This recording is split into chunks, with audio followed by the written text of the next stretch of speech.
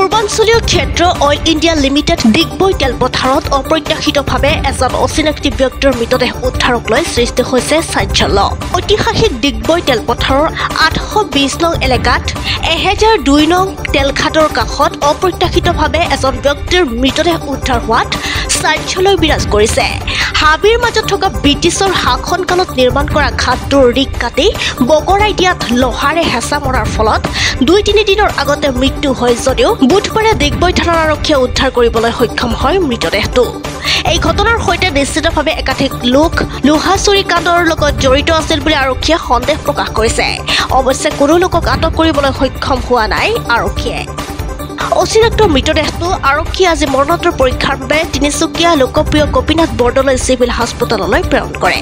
উল্লেখ্য যে oil India লিমিটেডৰ বিয়াকম এটা নিৰাপত্তাৰক্ষী বাহিনীৰ বিভাগ থকাৰ পাছতো কেনেকৈ প্ৰতি বছৰে তেলঘাটৰ লোহাৰ ৰিক কাটি চুৰি চক্ৰটোৱে কাৰ্য কৰি আছে সেয়া বৰ্তমান ৰহস্যৰ আৱৰ্তত।